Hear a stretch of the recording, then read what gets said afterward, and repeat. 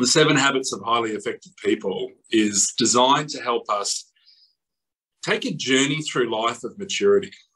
And this is a big thing. And 7 Habits was a gift to me when I first came across it back around 17, 18 years of age. And then across the years, being more deeply exposed, especially with the privilege to be able to teach this information at a full professional level.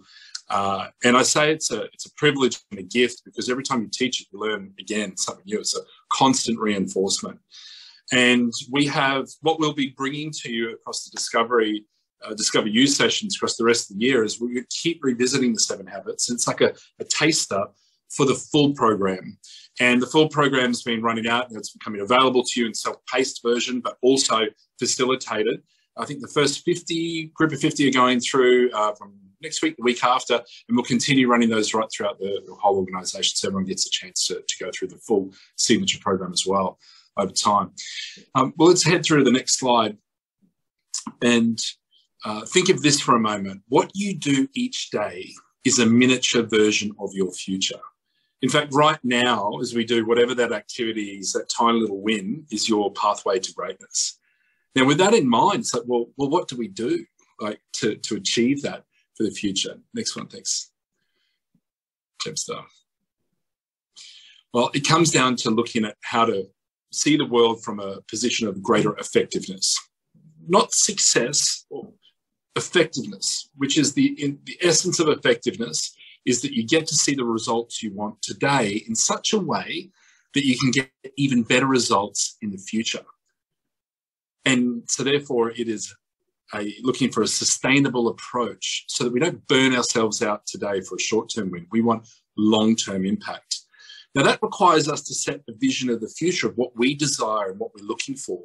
Now it's important that it's our vision and we're not looking for the vision of someone else back at us. And Stephen Covey says, if the only vision we have of ourselves comes from the social mirror, from the current social paradigm or from opinions or perceptions or paradigms of the people around us, our view of ourselves is like the reflection in a crazy mirror at the carnival, right? Because it's someone else's distorted view of all their challenges in the world, not ours. Gemstar, I'm going to do this, which means thank you in Indonesia, which will mean to change slides. So thank you so much. That can be our thing.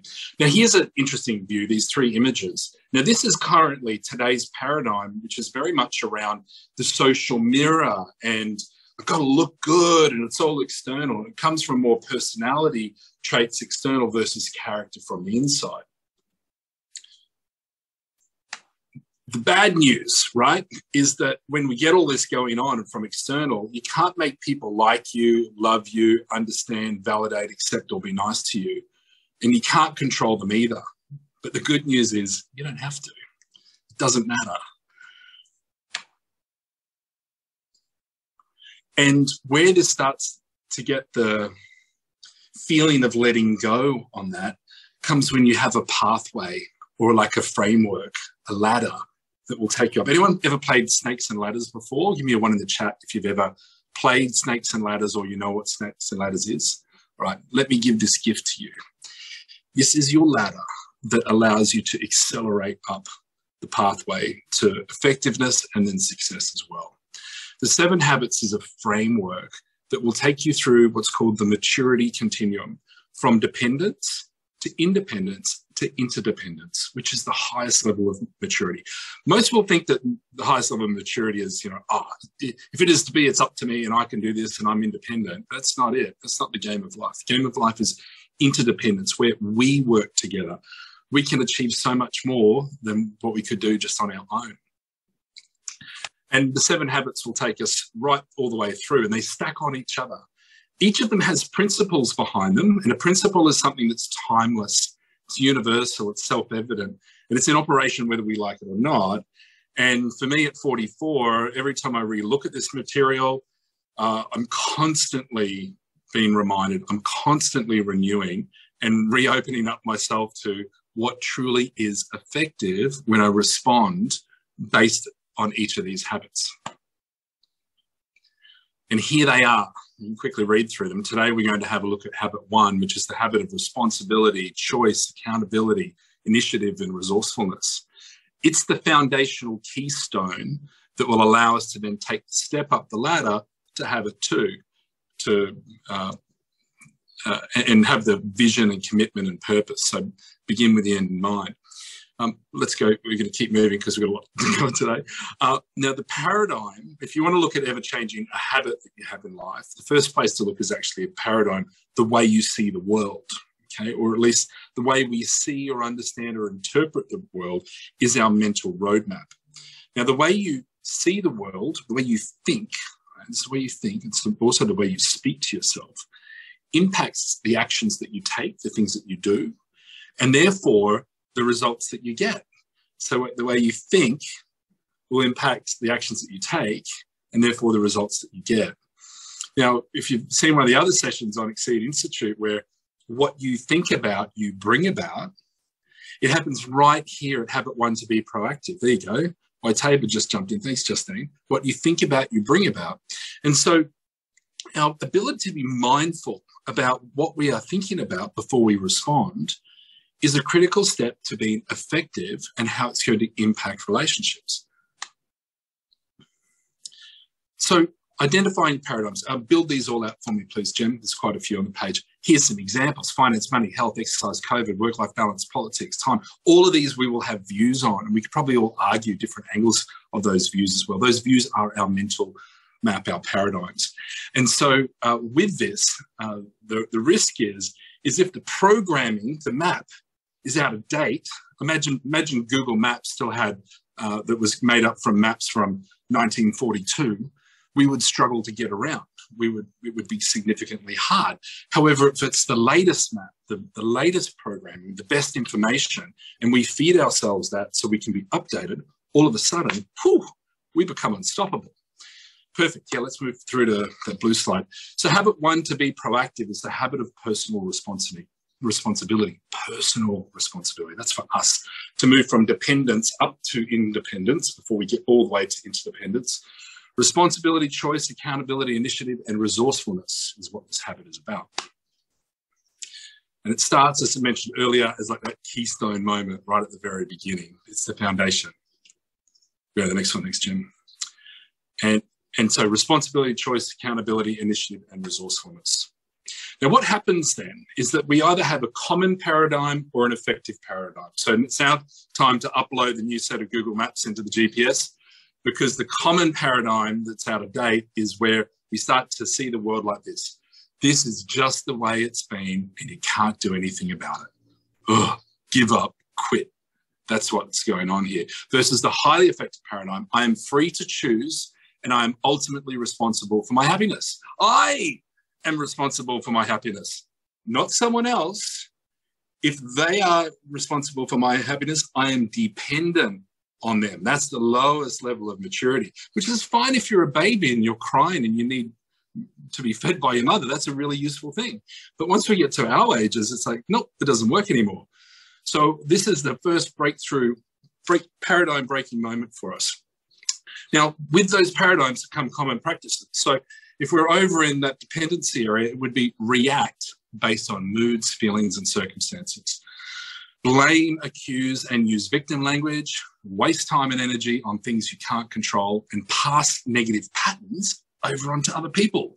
Gossiping is a great example of that one. Now, on the other side is highly effective practices, pause and respond based on principles and desired results. This one will build out. Use proactive language. Focus on your circle of influence and become a transition person to be able to actually pass on good, break bad, unhelpful behaviours and pass on helpful behaviours. The concept here is about carrying your own weather, right? So if you've ever felt yourself, I'm just so gloomy because it's a rainy day. Well, that would be, it's not possible, is it, that it's the rain's fault for making you gloomy, right? That would be dependency on weather. So the idea is that you're able to acknowledge your own thoughts, feelings, actions, moods, and respond based on principles of effectiveness and a desired outcome that you'd like in life. Reactive behavior, when people are reactive, they allow outside influences, moods, feelings, and circumstances to control their responses. And we see this stimulus and response moment so tightly together. So whatever the stimulus is, we then respond. And the key in life is to figure out that our response is separate from the stimulus. The stimulus is external, and we have the power to choose on how we will respond. The proactive behavior, when people are proactive, they pause to allow themselves the freedom to choose their response based on principles and desired results. Here, we've got our above the line, below the line model. So, Jen, just build as you think at will. That's great. So now if we are, that stimulus comes in and we just react in our response, what we'll see is blame, excuse, denial, or quit. And so with this, if you're in the space of blame, what this tells the outside world is everyone else controls my life if I'm blaming. Right? It's not I've given up my control now. It's them. Blame. That's dependency. Excuses is to justify. And therefore, what we're saying to the outside world is other circumstances control my life. Oh, victim at this point in time, isn't it? And then denial. And denial is therefore where we're actually telling a lie to ourselves, and therefore the outside world is seeing that a liar can't be trusted. Then we get all the way down to quit. Now, there's two types of quit. There's quit and stay or quit and leave. They're both quitting. And that give up moment is actually telling the outside world you don't have what it takes. Now, this is all about responding from a place of fear. And as a result is this victim world. And it's a very reactive area. There is a choice. In fact, that choice happens in the smallest, tiniest moment. Whatever the stimulus is, we may feel, or in our head, any of these below the line moments. But in that moment is where you can be curious and acknowledge that your physiology has taken you to that level, but you have the power to choose. No body, I'm not going to react that way. I choose to respond above the line. I respond based on love, not fear. And therefore, responsibility, accountability, and ownership are what I choose. Responsibility means I am responsible for my thoughts, feelings, and actions. I am responsible for my thoughts. Can anyone here pre-program my mind for me? I don't think we've figured that technology out yet, have we? So therefore, it is my responsibility, not someone else's. And therefore, I have the power to choose my response, so I am in control. I do not have to hand my power over to others. I'm not going to do that. There's so much joy and love in the world. Why do I want to eradicate it and give it over to someone else?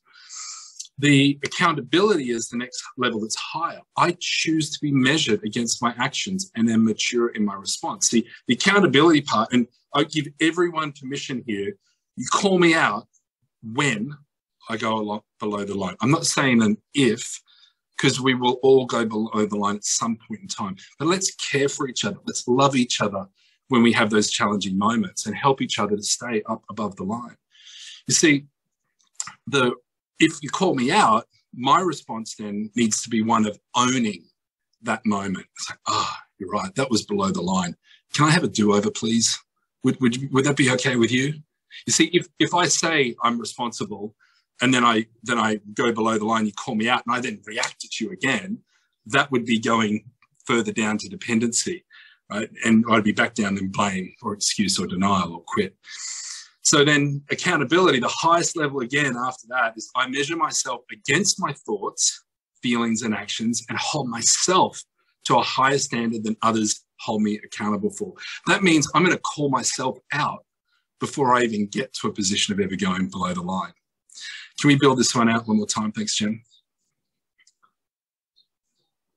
And here we've got these four beautiful gifts as human beings. And we get these because we have a prefrontal cortex in our brain. This is what really sets us out from the animals. Self-awareness, imagination, conscious, and independent will are what allows us to stay above the line. Self-awareness, our ability to step away from ourselves and examine our own thoughts, moods, behaviors, and do it with intrigue. Now, imagination, our ability to visualize beyond past histories, experiences, or even the present reality into what you desire to have in that relationship, that interaction for the future. And then conscious, actually knowing what's right or wrong on how to respond. And then independent will, actually taking that choice and that action. This is very powerful that we have this. So if we ever in our mind, or before we get it, what might happen in your mind before it comes out, that's the key, is that you might have a moment where you go, it's not fair, or they get more, or you don't listen to me. So that's going through your head. You have the ability to be self-aware, have your conscience, think about the future and how you might respond, and reframe it into proactive language. Excuses come out things like, it's not my fault, I felt gloomy, it's the rain. And then we've also got other elements there like the denial. Well, if I don't bring this issue up, I won't have to address it. And then that final one, quit, could be something like, you know what, screw it, I'm not even going to talk to you anymore. And so all of this all this reactive language would keep us compressed in victim land and fear. And our opportunity is to acknowledge this before it happens and go above the line in a proactive way. Thank you, Jen. It's a big slide. It's an important one for us. Reactive language are things like, I can't, it's not my fault, I have to, we have no other choice, they won't let me, there's nothing we could do. Whereas the proactive language is, I can, I'm sorry. Habit one is the habit of saying sorry when we make a mistake. I choose to. Let's look at our options. I'll get this done. There must be something we can do. I think the value of find a way sits in there too, doesn't it? Now, with this, we have our circle of influence or circle of concern. Now that we've got our mind in this proactive zone, it's recognizing that we can actually, if we've got a big circle of concern, we can, that's very reactive. The proactive approach is to focus on the circle of influence, the things you can control. And the more that you invest in the circle of influence you can control, there's one more build here, the smaller your circle of concern gets because your circle of influence gets so much larger. And here are some examples of the things I can control versus the things I can't control. And fascinatingly, you know, even things like, COVID, it freaks me out. Well, what can you control? You can wash your hands and put your mask on and keep yourself social distancing. You're in control of your own space. We learned so much about this during the period of COVID, as an example. Travel time used to be one of those things, and you can use it for learning and education as well. You know, let's do the move forward. Have a look at all these things that you can control. Your beliefs, your attitudes, your thoughts, your perspectives, how honest you are, who your friends are. What a great list that's going on there as well.